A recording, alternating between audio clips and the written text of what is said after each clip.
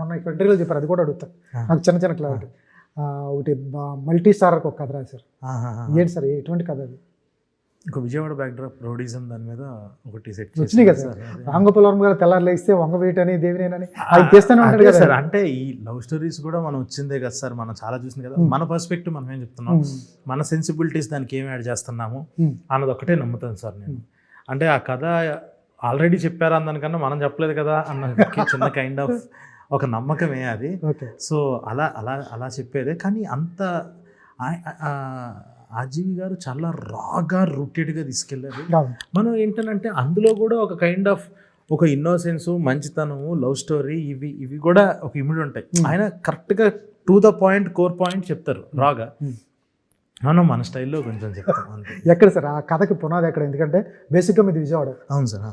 విజయవాడలో ఎటువంటి ఇన్సిడెంట్స్ చూసి మీకు ఆ కథ వచ్చింది రాగా? కొంచెం లేదు సార్. ఇప్పుడు చాలామంది విజయవాడ నుంచి వచ్చిన డైరెక్టర్స్ వీళ్ళందరూ ఎట్లా ఉంటుందంటే సార్, వాళ్ళు చాలామందిని కలిసి నా దగ్గరికి వచ్చేస్తారు ఫస్ట్ మాట్లాడడానికి. అన్న మంది కూడా విజయవాడని అది ఇదన్న ఫీలింగ్ దాంతో మాట్లాడుతూ వాళ్ళతో చేస్తున్నప్పుడు ఒక 5-6 కలిస్తే 5-6 దగ్గర కథ ఉంది ఒకటి విజయవాడ బ్యాక్డ్రాప్. దాంట్లో అరే ఇదేదో భలే ఎక్సైటింగ్, నేను రాకపోతే నేను తక్కువైపోతానేమో అన్న ఫీలింగ్. దాంతో నిజంగా ఇందులో తర్వాత రీసెర్చ్ ఒక్కటి స్టార్ట్ చేశాను సార్. అది అలా ఊరికే సరదాగా అనుకొని చేసింది. అది రీసెర్చ్ స్టార్ట్ చేసి క్యారెక్టర్స్ దాంట్లోకి మనుషులను అబ్జర్వ్ చేయడం స్టార్ట్ చేసి ఇలా ఉండేవాళ్ళు అంటే ఇలా ఉండేవాళ్ళు ఒక్కొక్కరి దగ్గర నుంచి కథలు వెళ్ళిన తర్వాత అరే ఇంత మజా ఉందా ఇందులో కథ బిల్డ్ చేయటంలా అని చెప్పి అలా సెట్ చేసింది సార్. అస్సలు కాదు, అస్సలు అది కాదు. ఇది ప్యూర్ మన ఇళ్లలో ఇంటి పక్కల్లో ఉన్న వాళ్ళలో కూడా ఒక కైండ్ ఆఫ్ ఒక చిన్న ఒక డీలింగ్లు ఇవి సెట్ చేసేటప్పుడు అలా ఒక యాటిట్యూడ్ ఉంటుంది, అది ఉంటుంది. అదే అలాంటివి అవన్నీ పట్టుకొని చూపిద్దామని తప్ప అస్సలు అది అసలు కాదు. ఎందుకంటే నాకు జీరో నాలెడ్జ్ ఆ విషయంలో, పాలిటిక్స్ విషయంలో నేను జీరో నాలెడ్జ్ సార్ నేను. సో నాకు ఇప్పుడు వాళ్ళ గురించి తెలుసుకొని అలా చేయటం అన్నది అసలు అది లిమిట్ అయిపోద్దేమో అన్న ఫీలింగ్, అది అందరికీ యూనివర్సల్గా సర్వ్ అవ్వదేమో అన్న ఫీలింగ్ ఇది నేను చెప్తే. ఎందుకంటే నాకున్న హాఫ్ నాలెడ్జ్తో కంప్లీట్ నాలెడ్జ్ ఇప్పుడు మొన్న మై సభ అని ఒకటి వచ్చింది, చెప్తే అలా చెప్పాలి సార్, లేకపోతే చెప్పద్దు. అదే తన ఇష్టం సార్, అది ఆయన ఇష్టం. కానీ ఆయన రైటింగ్ స్కిల్స్ అది పెట్టినా కూడా ఇంత క్రిప్పింగ్గా చెప్పచ్చా, ఇంత బాగా చెప్పచ్చా, నేను అదే అంటుంది. అంత క్వాలిటీ ఆఫ్ అది ఉంటే తప్ప చెప్పాలి, లేకపోతే చెప్పొద్దు అని. ఆయన లైన్ బాగా రాసుకున్నాడు, చాలా ఫిక్షన్ ఉంది దానిలో. ఆ క్యారెక్టర్స్ ఇద్దరు ఎవరైతే ఉన్నారో చంద్రబాబు నాయుడు గారు, వైఎస్ రాజశేఖర రెడ్డి గారి గురించి చెప్పాడు, వాళ్ళ చరిత్ర చెప్తున్నాడు, ఎలా ఎదిగారు, ఎలా చేశారని. దాంట్లో చాలా ఫిక్షన్ ఉంది, చాలా రాంగ్ ఉంది, ఆ స్టోరీలోనే రాంగ్లో ఉంది. నేను 92 బాగుంది సార్, నిజంగా నాకు అవేమీ తెలియదు. నాకు నేను నోరు తెరుచుకొని చూశాను. అదే ఆయనే చెప్పాడు, నేను చాలా ఫిక్షన్ చేశాను సార్. ఎవరికి సార్ అదే అది ఎంతవరకు వచ్చింది ఈ ప్రాజెక్ట్? తర్వాత చేస్తా సార్, దీని తర్వాత. ఇది కాదు, ఇది మల్టీ స్టార్. అదే రవితేజ గారితో, ఇది మల్టీ స్టార్ రవితేజ గారితో. రవితేజ గారితో ఇంకొక హీరో ఉంటారు, తర్వాత చేస్తారు సార్. చేస్తారు సూపర్ సార్. సార్ ఏంటి మోగ్లీ వచ్చేటప్పటికి ఒక నేషనల్ అవార్డు వచ్చిన తరువాత, బ్లాక్ బస్టర్ అయిపోయిన తరువాత చాలామంది హీరోలు కథ, సందీప్ రా మన దగ్గర అందరూ మంచి కథ ఉంటే రా కలుద్దాం ఒకసారి, కాఫీ కలుస్తూ ఉంటారు, ఈవినింగ్ కలుస్తూ ఉంటారు, కూర్చుంటూ ఉంటారు. చాలా సార్లు నాకు తెలిసి ఇండస్ట్రీలో 100 మందికైనా కథ చెప్పి ఉండాలి మీరు. అవును చెప్పారా? లేదు సార్, కలిశాను. కానీ నాకు ఒక కథ వచ్చి అందులో వాళ్ళు ఎవరన్నా సూట్ అవుతారు అని అంటే తప్ప నేను అంత జెల్ అవ్వను సార్ నేను. అంటే కానీ అంటే మీకు నేను సెట్ అవుతానో లేదో, నాది ఆ జోన్ కాదు అని క్లియర్గా చెప్పేస్తాను సార్ నేను. అంతకు మించి తప్ప నేను అంత వీళ్ళకి ఏదన్నా స్టోరీ సెట్ చేసేసి మనం ఏదో ఒకటి ఎక్కిచ్చేసుకోవాలి అన్న జోన్ నేను కాదు అసలు. కథ బాగా ఎక్సైట్ చేస్తేనే. మీరు 4 పాటలు 5 పాటలు 4 ఫైట్లు, ఒక కమర్షియల్ ఫార్మాట్ టెంప్లెట్స్ రాయరా? సార్ ఇంకా కమర్షియల్ ఫార్మాట్ టెంప్లెట్ రాస్తాను, కానీ ఏంటంటే అందులో ఒక సెన్సిబిలిటీ మంది ఉండాలి, మన కైండ్ ఆఫ్ ఎమోషన్స్ ఉండాలి. అవి ఉంటేనే చెప్దామని సార్. ఎందుకంటే నా స్ట్రెంత్ ఎమోషన్ సార్. అది లేకపోతే అంటే అట్లీస్ట్ అది చాలా వరకు సినిమాలో మొత్తం అలా పరుచుకుంటూ వెళ్ళాలి, అది కరెక్ట్గా బిల్డ్ అవ్వకుంటూ వెళ్ళాలి.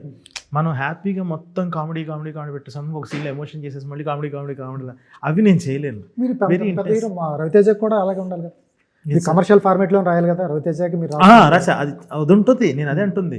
ఇప్పుడు మీరు కలర్ ఫోటోలో చూసినట్టు ఫస్ట్ హాఫ్లో అంతా ఒక ఫన్ ఉండి సెకండ్ హాఫ్కి చాలా ఇంటెన్స్కి వెళ్ళిపోద్ది సినిమా. సేమ్ మోగ్లీ కూడా అంతే, అది రవితేజ గారి సినిమా అయినా కూడా అంతే, చాలా ఇంటెన్స్కి వెళ్ళిపోద్ది సెకండ్ హాఫ్కి. బట్ దానికి ప్రిపేర్ చేయాలి ఆడియన్స్ని కొంచెం. ఆ ట్రైలర్లో వాటిలో ప్రిపేర్ చేయాలి, అలాగే ఉంటుంది. నా స్టైల్ అంతే ఉంటుంది సార్, నాకు అన్నిటిలో అంతే అంతే సార్. సార్ ఫాస్ట్ రైటర్, చాలా బాగా స్పీడ్గా రాస్తారు. అవును సార్. ఇమీడియట్గా నేను ఇంటర్వ్యూలో అన్నదే, మీరు ఒకసారి వచ్చినప్పుడు ప్రిపేర్ అయ్యాను. బట్ ఇమీడియట్గా మీ సినిమా 23 రిలీజ్ అయితే నవంబర్ 1st ఏదో కాల్ ఇచ్చారు అసిస్టెంట్ డైరెక్టర్లో కాల్. అటువంటి అంత స్పీడ్గా ఉన్న మీరు ఇంత గ్యాప్ తీసుకున్న 5 సంవత్సరాల గ్యాప్ అనేది నాట్ ఈజీ థింగ్. ఈ గ్యాప్ని చాలా బాధపడాలి. అవును సార్, చాలామంది ఏం సందీప్ చేయట్లేదు అంటారు, ఒకరు అటు వెళ్ళినప్పుడు నెక్స్ట్ సినిమా ఏదంటారు. లేదు సార్, 1 ఫిల్మ్ వండర్ అన్నారు చాలా మంది, అన్నీ అన్నా సార్. కాదు, ఫ్లాప్ అయిన వాళ్ళు ఖాళీగా ఉండటం ఒకటి, హిట్ అయ్యి నేషనల్ అవార్డు వచ్చి మీరు ఖాళీగా ఉండటం అనేది వేస్ట్గానే. అదే సార్, ఫ్లాప్ అయిన వాళ్ళే ఇంకా బెటర్ సార్, రియాలిటీలో ఉంటారు. మనకి ఎట్లుంటుందంటే ఓకే ఒకటి చేసాము, ఏంటిది టపాకా ఎంత పేలింది పెద్దగా, ఈసారి ఇంకా పెద్దది ఆటంబం చేసేయాలి అన్న ఫీలింగ్ ఉండి నిజం సార్. అంటే ఒక 28కి ఎట్ ది ఏజ్ ఆఫ్ 28కి ఫస్ట్ది చాలా ఎంత పెద్దది రావాలో అంత వచ్చింది. దాని తర్వాత ఏంటంటే ఇంకా ఆ ఊపులో ఇంకా ఏం చేసినా వర్కౌట్ అయిద్దని చెప్పేసి మించిన కళ్ళకు అనేసి ఆ టైంలో దానికి తగ్గట్టు ఇంకా మించిన కళ్ళకు అనేసి కొంచెం స్లో అయింది, ప్రాసెస్ అయ్యింది అది. కానీ ఆ ప్రాసెస్లో ఏ రోజు కూడా నేను ఆ ఖాళీగా ఉంటుంది దానికన్నా కూడా ఏదో రకంగా భాగం అవుతూ కొన్ని రాసా, కొన్నిట్లో యాక్ట్ చేశా, ఇలాగా అలా నన్ను నేను బిజీగానే పెట్టుకున్నాను సార్.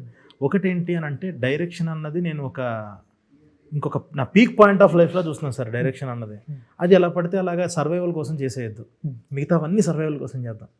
డైరెక్షన్ చేస్తే రావాలి, కొట్టాలి. అంత బ్లాక్ బస్టర్ అయినా నేషనల్ అవార్డు అయినా సర్వైవల్ ఫ్యాక్టర్ ఒకటి ఉంటుంది. ఈ 5 years ఎట్లా సార్, మీకు ఒక అడ్వాన్సులు తీసుకున్నారా లేకపోతే సినిమాలో యాక్టింగ్ చేసిన డబ్బులేనా ఎట్లా? అదే అండి, రాసి యాక్ట్ చేసి ఇలాగా డైలాగ్స్ రాసి కొన్నిటికి గోస్ట్ రైటర్గా చేసి ఇలాగా గోస్ట్గా ఒక 3 films దాకా ఈ గ్యాప్లో. అంటే 21, 22లోనే 3 films చేశా. సో దాని తర్వాత ముఖ చిత్రం అన్నది రాసి జరిగిన అలాగా. తర్వాత ఇమీడియట్గా నాకు డాకు సినిమాలో చేయటం జరిగింది. ఇంకా అలాగా ఏదో ఒక రకంగా ఇన్ ది ఫార్మ్ ఆఫ్ ఏదో ఒక టెక్నీషియన్గా నేను ఒక సినిమాలో అయితే బాగా అవుతూనే ఉన్నా. కానీ ఇందులో జాగ్రత్తగా నేర్చుకోవాల్సిందంతా కూడా నేర్చుకున్నాను సార్. అది సర్వైవల్కి పెద్ద ఇబ్బంది ఏం ఇవ్వలేదు ఉంది, కానీ అవి చెప్పుకునేవి కాదు. కాదు, బెంజ్ అన్న ఉంటుంది నాకు తెలుసు. ఊరుకోండి, ఎన్ని ప్రొడక్షన్ హౌస్ నుంచి వచ్చి ఉంటాయి సార్? చాలా మందికి ఒక ఇష్యూ కొట్టగానే తీసుకోలేదు. ఒకే ఒక్కళ్ళ దగ్గర నుంచి తీసుకున్నాను. ఇంకొకటి ఎస్కేఎన్ గారితో ఎక్కువ ట్రావెల్ అయ్యాను. ఆయన కూడా ఏంటనంటే నీ మనసుకు నచ్చింది నువ్వు ఎంతవరకు చేయగలవో అది వచ్చేంతవరకు చెయ్యి అని చెప్పేసి ఆయన కూడా నెల నెల జీతం ఇస్తూ ఆయన కూడా పోషించారండి. సో ఆయనతో ఆ గుడ్ టర్మ్స్ ఒకటి ఉంది. సో ఇంకొక సినిమా చేయాలన్నాను. అతను సినిమా చేస్తానండి. మంచి అదొక వైబ్ ఆయనతో చేయటం అన్నది, అదొక క్రేజీనెస్ అది. సో అదొకటి ఉంటుంది. ఈ నెంబర్స్ మారిపోతాయి కదా, రవితేజ గారితో ఇట్టుపడిన తర్వాత మీ రెమ్యునరేషన్స్ నెంబర్ మారిపోతాయి, బడ్జెట్స్ మారిపోతూ ఉంటాయి. అదే అండి, ఇంకా అవన్నీ అప్పుడు చూసుకోవాలి. ఏమో సార్, అంటే తెలియదు సార్, ఒకసారి చూసిన తర్వాత కొంతమంది పీపుల్ మీరు కానీ చాలా మంది మట్టి మనుషుల్లాగా అనిపిస్తారు. రియాలిటీ ఒరిజినాలిటీ అలాగే ఉంటుంది. మనం అంత ఎదిగిన సార్ నాకు తెలిసి మీ కైండ్ ఆఫ్ కానీ మీ రైటింగ్ కానీ అలాగే అనిపిస్తుంది. Thank you sir. ఎందుకంటే 5 years వచ్చిన తర్వాత ఎగబడిపోయి చాలామంది ఒక సినిమా నేషనల్ అవార్డు వచ్చిన తర్వాత 5 సంవత్సరాల తర్వాత సినిమా చేయడం, ఈ లోపు 4-5 చేసేస్తారు. కావాలంటే ఇల్లు కొంటారు, విల్లాలు కొంటారు, స్థలాలు కొంటారు. నాకు తెలిసి సర్వేయింగ్ కూడా ఇబ్బంది పడుతున్న సందర్భాలు ఉంటాయి. ఇదంతా బికాస్ ఆఫ్ వాళ్ళ రైటింగ్ కానీ, వాళ్ళు నమ్ముకున్న నిజాయితీ కానీ, వాళ్ళు నమ్ముకున్న నీతి కానీ. మీ సినిమాలో అదే కనిపిస్తుంది. Thank you sir, thank you sir. So Sakshi TV ప్రసారాలను నిలిపివేయడం చట్టరీత్యా నేరం. సాక్షి టీవీ ప్రసారాల కోసం మీ స్థానిక కేబుల్ ఆపరేటర్ని వెంటనే సంప్రదించండి. DTHలో ఇంటర్నెట్లో కూడా సాక్షి టీవీ ప్రసారాలను వీక్షించవచ్చు.